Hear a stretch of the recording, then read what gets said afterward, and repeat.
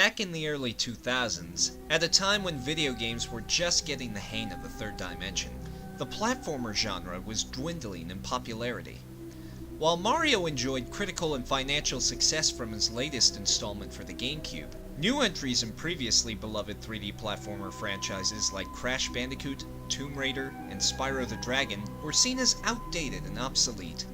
In addition, formerly beloved 2D platforming series like Castlevania, Mega Man, and Sonic the Hedgehog struggled with the transition to the third dimension, with games that were met with middling reviews. Subpar titles like Blinx the Time Sweeper, Haven Call of the King, and Vex did little to help the already fading popularity of platformers. As a result, critics at the time claimed the genre was becoming irrelevant, in a generation where games like Grand Theft Auto and Halo were dominating the industry. The future of platformers looked bleak. So imagine the anticipation gamers had when they found out that Prince of Persia, an old platforming franchise whose previous 3D outing was an unmitigated disaster, was coming back with a new title being developed by a team whose resume included a Donald Duck game. Despite the skepticism, it was evident that the team behind this game, though young and inexperienced, had genuine affection towards Jordan Mechner's classic, and even Mechner himself was involved in its creation. Not only did he consult the team behind the game, he also wrote the game's plot, directed the voice actors, and worked as a lead designer. While most franchises are resurrected simply to cash in on people's nostalgia, it was clear that Prince of Persia: The Sands of Time was a different project entirely, aiming to retain the spirit and charm of the original while exploring uncharted territory.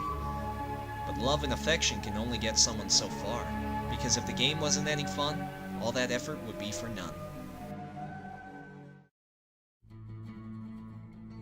Much to the surprise of gamers and critics alike, Prince of Persia: The Sands of Time was not only a superb game, but a game that revolutionized the 3D platformer genre, and quite possibly a contender for the greatest game of all time. The gameplay of Sands of Time switches between parkour-style platforming and puzzles with swashbuckling swordplay. The prince is an acrobatic individual capable of amazing feats. He can run up walls, jump from pole to pole, and flip between walls. What are you doing? I don't know. I'm working it out as I go. Compared to other 3D platforming heroes, the prince's moves had a sense of agility and precision. Where Lara Croft moved like a tank, the prince moved like a flying squirrel, jumping from platform to platform without ever losing any precious flow. And the prince would need all of his skills to traverse through the devious pits, puzzles, and traps that would stand between him and victory. Utilizing these skills through a gorgeous and deadly Arabian Nights world had a sense of flow and fun that was unmatched by other platformers. But even then, occasional trial and error deaths would get in the way to spoil your fun. At least they would, if not for an ingenious gimmick that considerably reduced the frustration of making a fatal mistake or missing an important jump: the ability to reverse time. With this special gift, the prince could cheat death and learn from his mistakes in order to avoid them. However, the prince could only use this gift if he had sand, which could be found from slaying monsters in secret areas. If he died when he had no sand left, the game would be over and the player would have to try again from their last checkpoint. All of this combined to make an experience that was fun and challenging without ever becoming frustrating or tedious. Well, almost never. While not quite as fun, the swordplay provided an adequate, if not slightly repetitive, distraction from the superb platforming. The prince had access to a sword and the dagger of time. With the sword, the prince would slash through adversaries and obstacles. With the dagger of time, the prince would suck the sand from the monsters he dispatched to fuel the time-manipulative powers of the dagger. In addition, the prince could also block, dodge, and vault over enemies. Now, the fighting sections weren't bad. They were just as stylish and well-controlled as the platforming, but it was clear that combat was not really the game's strong suit. However, as repetitive the combat sequences could be, they weren't too intrusive, and not the focus of the game. As fun as Sands of Time was to play, it was also as intriguing to watch. The plot and characters of Sands of Time is among the finest ever crafted for the medium. The compelling lead characters, the witty dialogue, and intriguing plot twists compel you to keep playing to see where the story will go next. The story is centered on an unnamed prince, who along with his father lay siege to a city in India on their way to Azad. The vizier offers his service to the king and betrays the Maharaja in exchange for his choice of the treasure found within the vaults. In the prince's pursuit of honor and glory, he comes across a mystical dagger which has the power to rewind time. After the city is conquered, the treasures, women, and animals are taken from the city to Azad, where the vizier tricks the prince into using the dagger on a giant hourglass. With this act, the sands of time are released, turning anyone who comes into contact with it into mindless monsters. The vizier demands the dagger from the prince, who manages to escape the chaos. Only the conquered Maharaja's daughter, a princess named Farah, knows how to undo the mistake the prince has made. The two form an uneasy alliance to stop the wicked vizier from attaining the dagger and return the sands of time to the hourglass. On the surface, it looks like a basic Arabian fairy tale with acts of daring-do and excitement, but it's so much deeper than that. It's a tale of mistrust, humility, and redemption, with some of the finest romantic chemistry and character development ever seen in a game.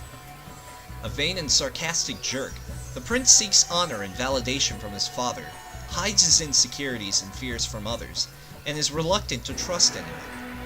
He's also the narrator, who provides inner monologues which reveal more about his character, and cleverly breaks the fourth wall as he attributes the player's deaths to simply misremembering the events of the story.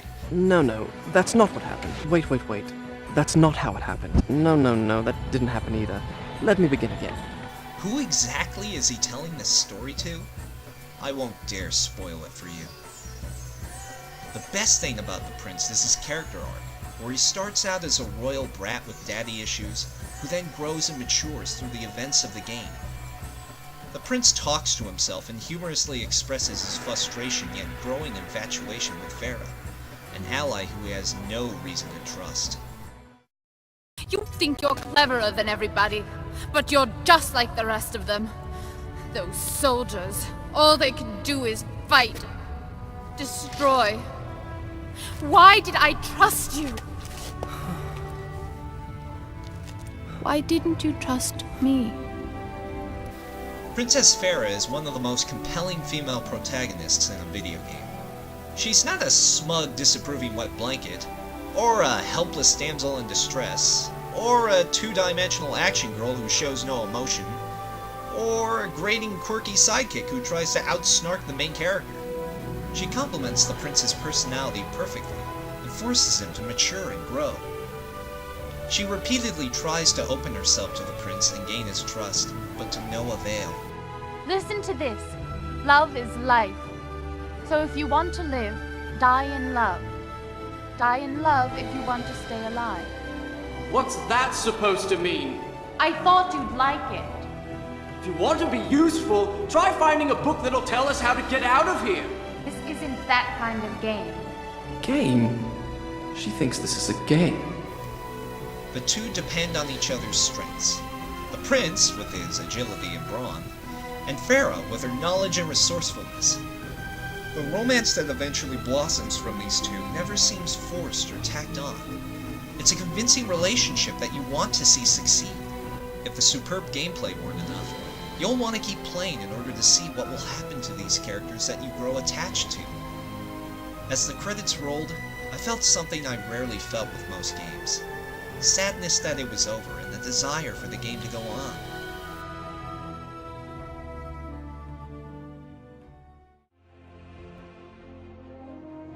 Here I come!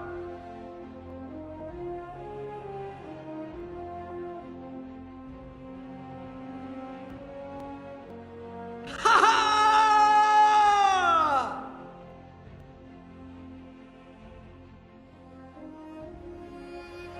Look, a crack. Wait, let's see where this corridor goes. Alright, you can take the crack. If you haven't had the chance to play this game, I'd strongly recommend that you remedy that. The game was originally released for PlayStation 2, Xbox, GameCube, and PC, and has been re-released in HD exclusively for the PlayStation 3. It seems as if the easiest and cheapest way would be to get it through Steam or PSN for $10 and $14.99 respectively. Trust me when I say it's worth every penny. It's a classic that has definitely stood the test of time.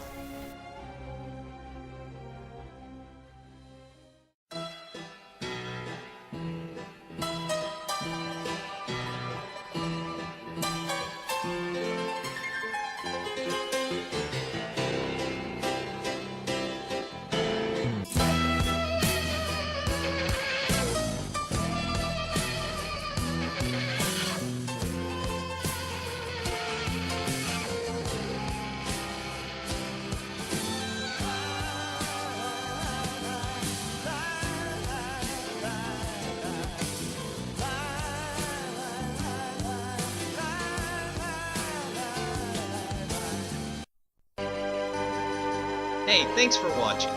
Be sure to like and subscribe, click on the links above to enjoy some more videos, and if you'd like to read my full written review of Sands of Time, click on the link below.